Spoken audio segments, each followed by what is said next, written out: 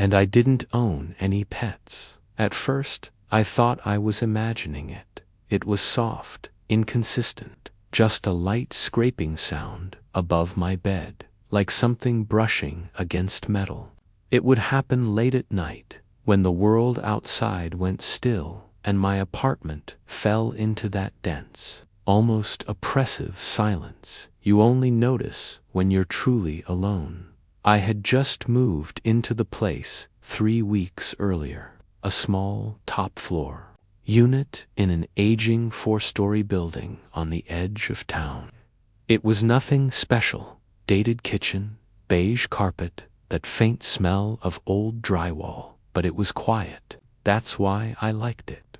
No roommates, no neighbors stomping above me, just quiet.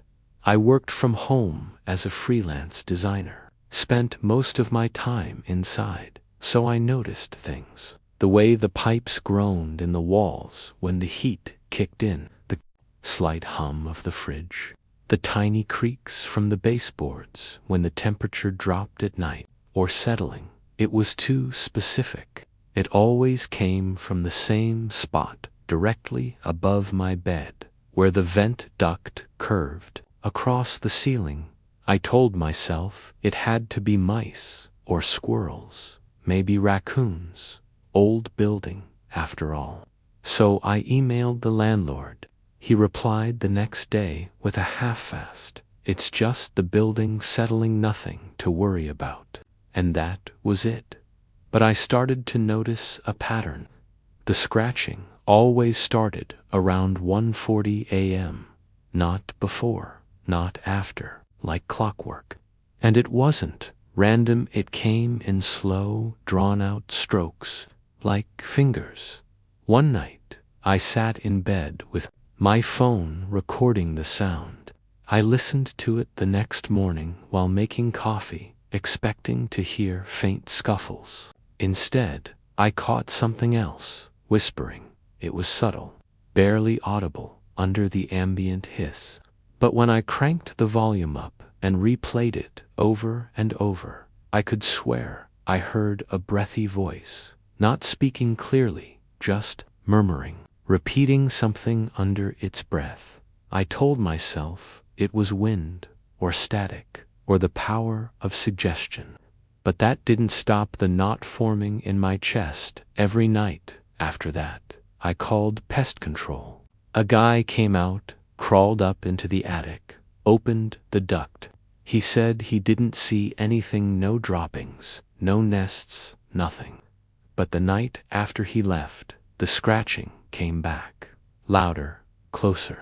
That's when I noticed the vent in my bedroom was slightly open, just a few millimeters. But I knew it had been sealed tight, and the screws were old and rusted. Now it looked like someone had loosened them. That night, I didn't sleep in the bedroom. I dragged a blanket out to the living room couch, pushed the coffee table up against the hallway, and tried to convince myself I was being paranoid. But my thoughts were louder than the room. What if someone had access to the vents? What if it wasn't an animal? What if someone was watching? I taped the vent shut with duct tape. Then I pushed my dresser against the wall beneath it, like that would somehow stop anything from getting through. Still, the next night, I lay awake on the couch, ears straining against the quiet, waiting for that sound. And sure enough, 1:43 a.m. heard it. The faintest, most deliberate scraping from the bedroom. I froze, my breathing shallow. Every instinct in me screamed not to move. I just lay there, under the blanket, staring at the dark ceiling while something dragged its nails across the inside of the ductwork above my bed. The next day, I was jumpy, couldn't focus on work. I sat in a Zoom meeting with a client, nodding along while glancing nervously at my screen. Then something caught my eye in the reflection of my laptop screen. Movement. It was faint, just a shift of shadow. but it came from the hallway right outside the bedroom door. I whipped around. Nothing. The door stood open. The room empty. I didn't go back into that bedroom. Instead, I grabbed a kitchen knife and sat in the living room, shaking. I stared down the hallway for what felt like hours. Finally, I called the cops. They arrived about 20 minutes later. I tried to explain everything about the vent, the noises, the reflection. One of the officers looked skeptical. The other asked to check the attic access. What they found made my stomach turn. There were footprints in the dust. Someone had been crawling through the duct system. Not recently, not once. Frequently, they traced the path all the way across the building to a unit 2 doors down, a vacant apartment, supposedly empty for months. They pried the door open. Inside was a mattress on the floor, empty food wrappers, a bucket of water, nesting materials, old clothes, and a shoebox filled with photographs of me sleeping, different angles, different nights. Some were zoomed in, taken through the vent slats. Others looked like they were taken from inside the room while I slept. The man they eventually identified had a record. Prior charges for breaking and entering, stalking. He had worked briefly for a renovation crew contracted to refurbish parts of the building the year before. No one had noticed he kept a master key. The landlord claimed ignorance, said the unit had been locked. Just left with my laptop and wallet and didn't look back. I live in a newer building now, different city, higher floor, but every night, without fail, I check every vent before I sleep. I shine a flashlight into each one, and I keep a chair pushed up beneath them, just in case. My garage door kept opening on its own end. It was always at the same exact time, each night, 12:14 a.m., not a minute before or after. And it didn't matter if I locked it, reprogrammed the remote, or unplugged the opener entirely. At 12:14, I'd hear the slow, mechanical groan of the door lifting just a foot or two off the ground. Then silence. The first time it happened, I was half asleep on the couch, half watching some old crime show with the volume low. I heard the metal creak and jumped, heart pounding. I figured I must have leaned on the remote without realizing it. I checked the app on my phone. It logged the activity. Garage door opened, 12:14 a.m. Weird. But maybe a fluke. I closed it. Went to bed. It happened again the next night. Same time, same sound. The app confirmed it again. 12:14 a.m. this time. I stood at the top of the stairs, staring into the dark garage. The door had lifted about a foot off the ground, just enough to let in cold air and shadows. I closed it manually and went back upstairs, uneasy. For context, I had just moved into this house a week before, a quiet suburb outside of Denver. Nothing fancy, just a 2-story, 3-bedroom place tucked into a cul-de-sac. It was the first home I'd ever owned, on my own, post-divorce. My kids were spending the week with their dad, so it was just me. Here, a little too quiet, honestly. The previous owners had left behind a few tools in the garage, some cleaning supplies in the basement. Nothing alarming, but the garage door. That felt wrong. On the third night, I decided to stay up and watch it. I sat at the top of the stairs in my robe, holding a flashlight. Midnight came and went. The house felt still, like it was holding its breath. Then, at 12:14 on the dot, I heard the click from the opener even though I had unplugged it earlier that day. then the low whine of gears turning. The door rolled up, smooth and slow, until it stopped a foot from the floor. I held my breath. I swear I felt air shift, cold and musty, coming from underneath.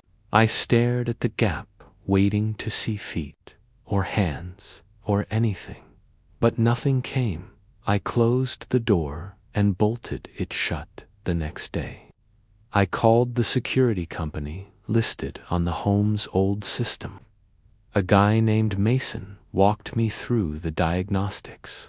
Remotely, he said. The system was old but functional. Probably a crossed signal, he said.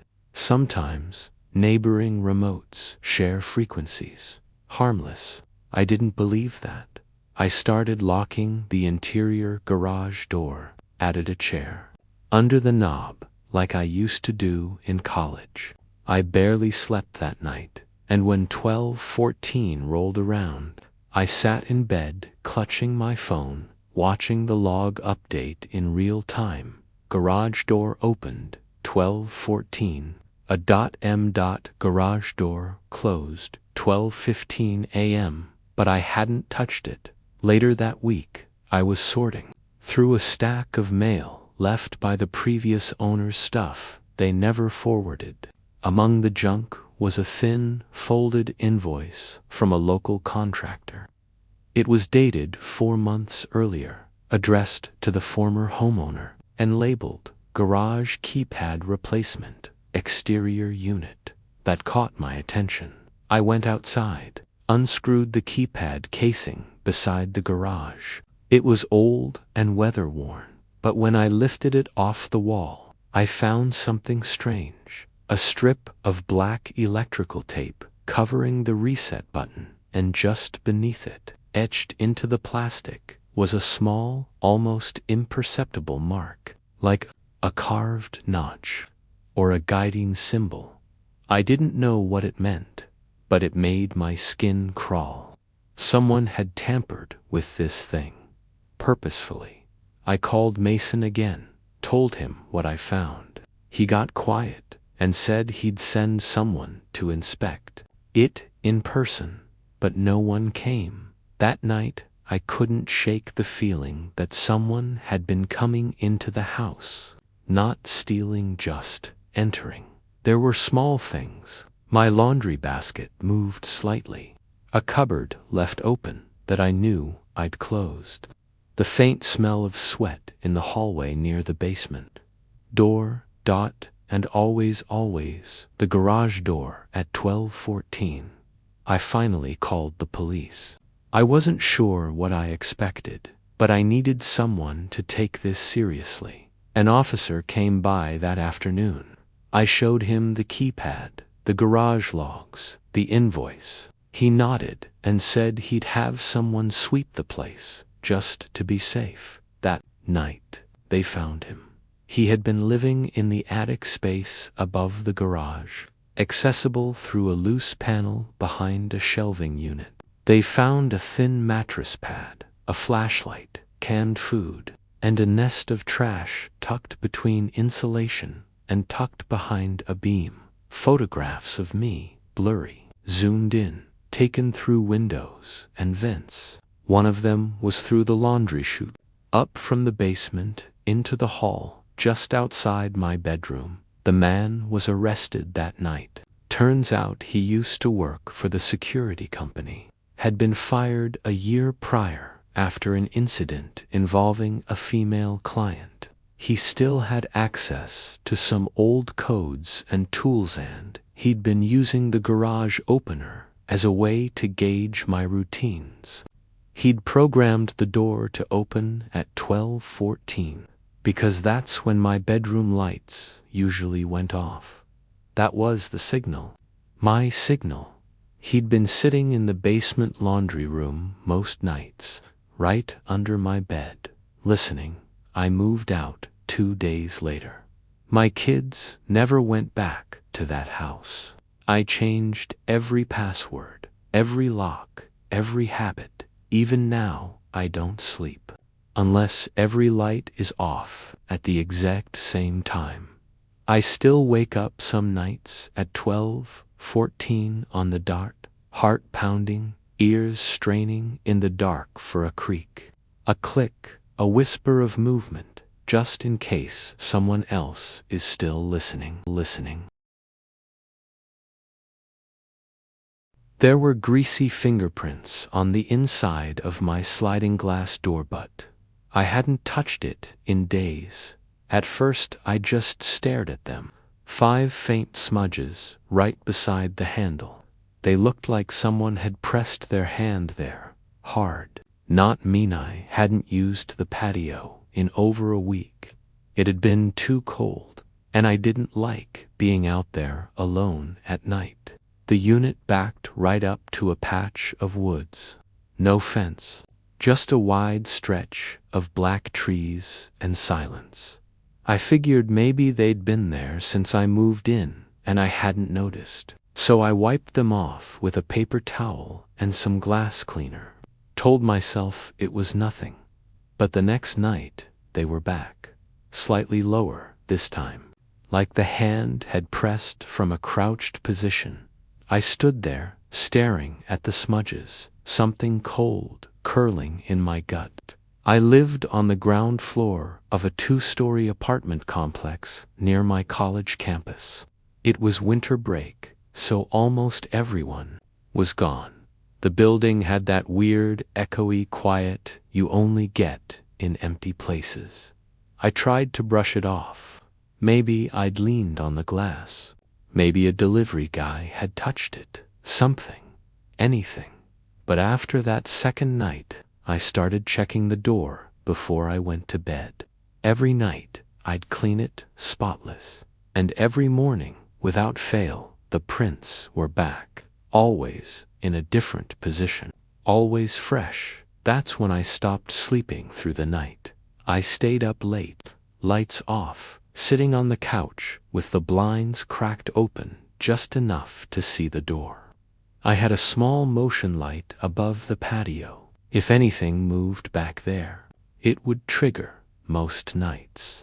Nothing happened until one night, 3:47 a.m., the light flicked on. My heart jumped. I scrambled to the window and pulled the blinds wider, but there was nothing. No one. Just the damp concrete of the patio and the dark woods beyond. No sound, no movement. I stayed up till dawn. Then, after the sun came up, I checked the glass. New prints, higher this time. Almost like someone had leaned in with their face beside their hand. I felt sick. I bought a cheap camera off Amazon the next day. One of those mini shelf cams. I set it up on my bookcase, angled directly at the door. It didn't have night vision, but it was better than nothing. That night, I left the lights off, closed the blinds halfway, and tried to sleep, but I couldn't. Every creak in the building made me flinch. Every car passing outside made my chest tighten. Eventually, around 4 a.m., I dozed off, and then I heard it. Just a faint, almost inaudible sound. The softest brush of plastic against fabric. The blinds. I sat up straight, heart pounding so hard I thought I might throw up. I didn't move. Just listened. Nothing else came. The next morning, hands shaking. I checked the footage. At 4:12 a.m., the screen flickered slightly. I watched as the vertical blinds shifted just barely. Then I saw it. A figure. A man. He stood just outside the sliding door, body half obscured by the curtains. He reached out, pressed his hand to the glass, then slowly slid the door open maybe 2 inches, just enough to peek inside. He didn't step in, he just stood there, watching. He held it open for maybe 15 seconds, then slowly pulled it closed again and stepped backward, disappearing from view. I must have replayed that clip 20 times. My mouth went dry. I felt exposed in my own home.